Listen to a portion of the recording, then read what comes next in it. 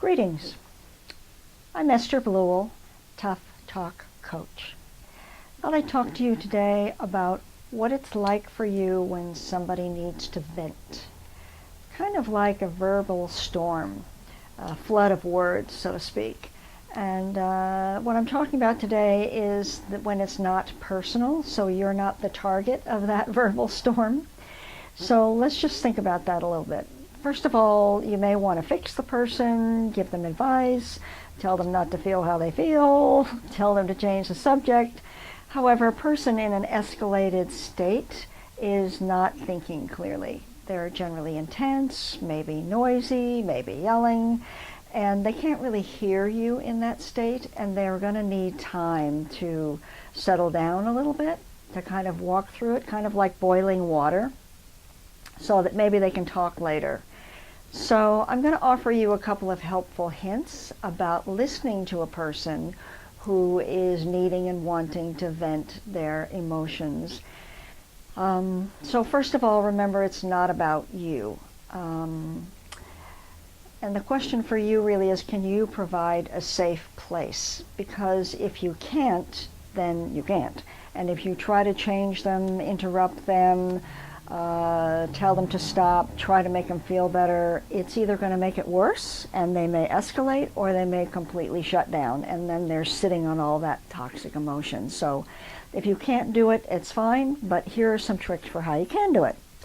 So first of all, you want to notice and talk about their feelings. So for instance, notice if they're upset, or they're angry, or they're frustrated, or they're disappointed. Kind of pay attention, and then say more about that. Just tell them to say more about that. Again, you need to understand that boiling water takes time. So even if you turn off the gas under the boiling water, it takes a bit of time. So we're not talking about somebody being out of control, wildly venting.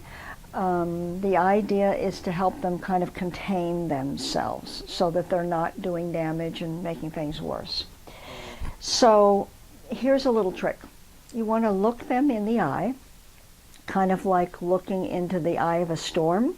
And a trick is that you want to look at their left eye. And why is that? Because the left eye is connected to the right brain, the emotional brain. So that will help them be grounded a little bit and help them stabilize themselves a bit.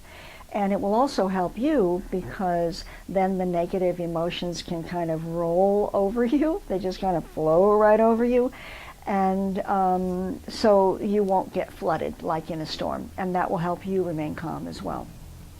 So now they've been talking a bit, and you can offer your feedback. So for instance, you've been hearing some hot words like maybe liar, or you're not trustworthy, or you're a cheater, or something like that.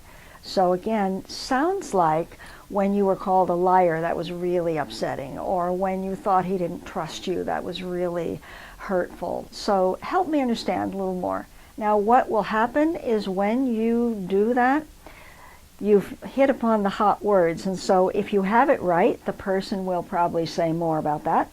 And if you're not on target, the person will correct you and say, that's really not so much about the lying, it's really more about the fact that I was insulted. Whatever it is, you will get. You don't have to worry about getting it right. Then you need to listen again. Remember, the whole purpose of this is to encourage kind of the draining or the purging of the toxic emotions. And if you think about an infected wound, you kind of have to get the pus out, the infection out, before the healing can happen. So that's kind of what you're doing. And then finally, ask, what are you most concerned about, right? Because now you've heard a person talk. And the point of that is to get to the heart of the matter, help them focus, and to solve the right problem, because something's going to happen after this. So if you have listened well and they're trusting you, they'll tell you.